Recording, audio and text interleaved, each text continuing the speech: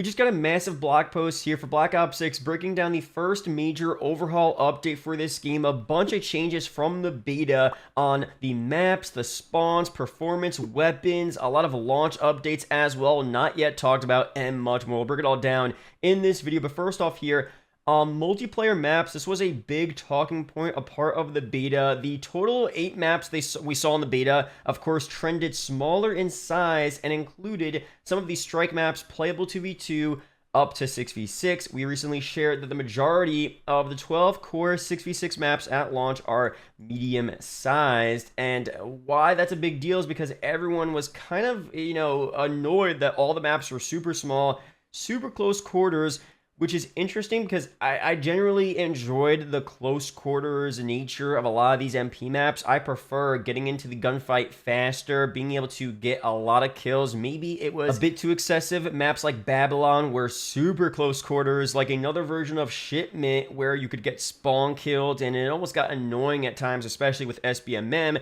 But for the most part, I enjoy the smaller style of maps. But if the whole game has super small maps, that might be a bit annoying, obviously. So having mostly medium-sized maps is a W. If the game was like, let's say MW19, where a lot of those MP maps were super large, so insane, like so many different areas to look down and windows and points of interest. Like it was just way too much for a multiplayer, honestly. So that is the other end of the extreme. I would rather have more small maps than more big maps, but since Black Ops 6 is mostly medium-sized maps and maybe more small maps than normal, that is a perfect combination, in my opinion. But for other maps here, the Tack Maps for the additional 8 maps coming at launch, we have Vault here, 6v6, looking very cool. We have Protocol. Love the colors on this one. I'll read through very quickly, actually, some of the things they say here. We have an atrium, open access to the vault, combat around this compound. Very cool. Protocol, again, offshore training course. Very cool there. Actually, some people were able to play this map early through some glitch in the Black Ops 6 beta, which is kind of funny. We have a lowdown, 6v6. Kind of similar to maybe London Docks from World War II, just based on the look. That might not be true, honestly, but very cool look there. We have a red card, 6v6, main entrance of the stadium. Cool vibes again, more of a mid-size map, I would say. Maybe even large-size map, based on the Tack Map. We have Vorkuta, very standard size map there. Vorkuta mining facility.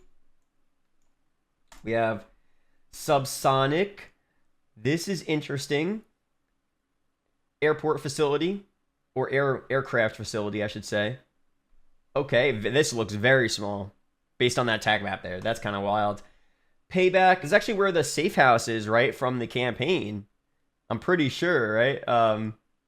Very cool look there. Seems like a mid-sized map.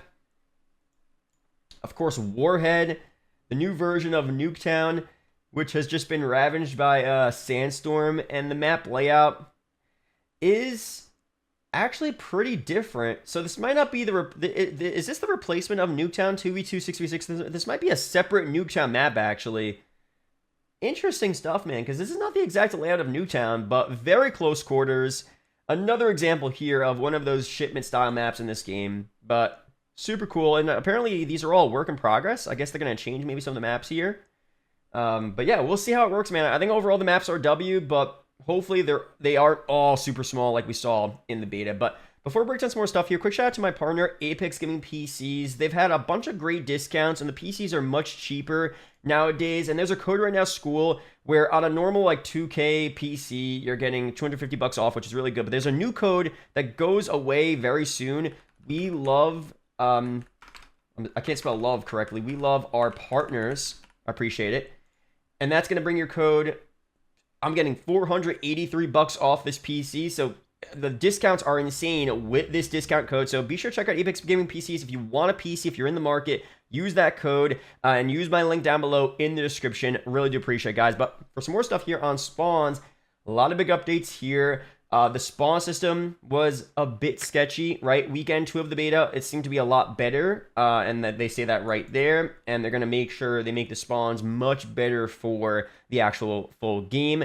Overhauling the spawns Is that needed? Potentially, but we'll see. I think it's just a product of people not knowing the maps. When people understand the maps more, and as we play on bigger maps, the spawns naturally get better, but on smaller maps, spawns are always just kind of crazy. So that's just how it is on smaller maps. So is it the spawns are bad, or the maps are small, or is it SBMM, or is it a combination of all of that? I mean, we don't know for sure, but we'll see when the full game comes out if they truly do overhaul these spawns we saw in the beta. Performance, they identified several areas that were impacting in-game performance.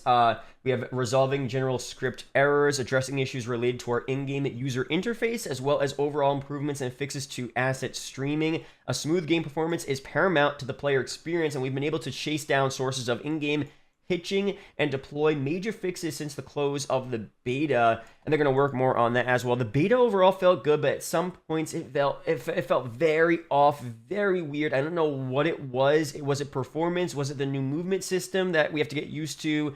I don't know, but performance definitely needs a pretty big upgrade here, because the game has a lot of potential, but it was kind of weird for the most part, at least in my opinion. Once you got used to it, and some servers were good, but other servers, combination of all of that made it feel weird, in my opinion. So let me know down below your opinions on that. But for weapons here, bunch of big updates. We're so excited to see our new weapons in the hands of players throughout the beta, and are grateful to have plenty of data and feedback to process as we look to balance updates for launch. A common piece of feedback we saw was that low headshot damage reduced the impact of skillful play and made it difficult to challenge certain power positions. We agree with these points and are working on adjustments to many weapons to reward players who land multiple headshots during an engagement. So having a headshot multiplier that is super high is a little too much, but you know, maybe rewarding players a bit more in BO6 could be key there, as I said, for certain situations. So they'll be fixing that.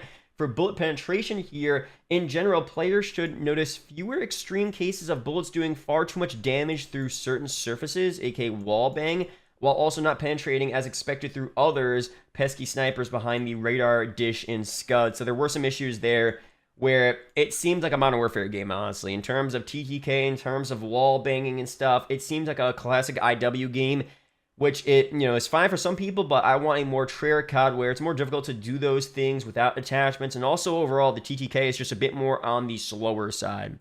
That's just what I prefer there, but again, we'll see what they do for launch. For the big updates coming to the game, we have improvements to fluidity of sniper ADS, improved fluidity when swapping weapons during sprint and tactical sprint. We're excited about this one.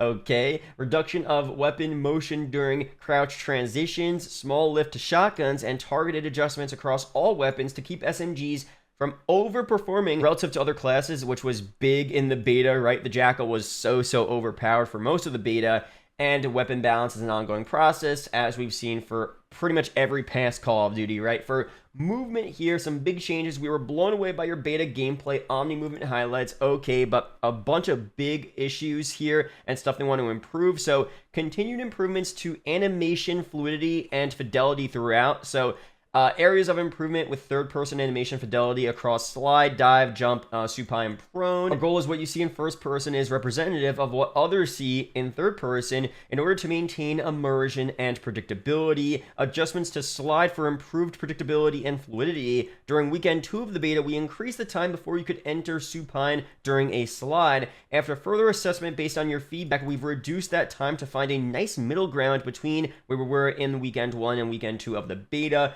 Reduce the minimum time to slide after sprinting to prevent accidentally crouching when intending to slide, known as a dead slide, and slight reduction to maximum slide duration. Okay, and for intelligent movement updates, as a reminder, you could find our suite of intelligent movement settings in the movement tab under the controller or keyboard and mouse settings. These settings are broken down by sprint assist, mantle assist, and crouch assist, with the intention of letting you fine-tune your experience, with the result of requiring drastically fewer inputs with basic movement and omni movement in BO6. And they identified an issue in the beta with the additional settings for mantle assist that allows for further tuning of directional mantles. These have been resolved and should now behave as expected. And for a few more big changes here, for the winner's circle, shortened overall duration of winner's circle to reduce emote spam. Players in the winner's circle will not only be able to activate one emote, simplify the emote menu to make it easier to activate emotes in the winner's circle and in game, and improvements to fidelity and lighting.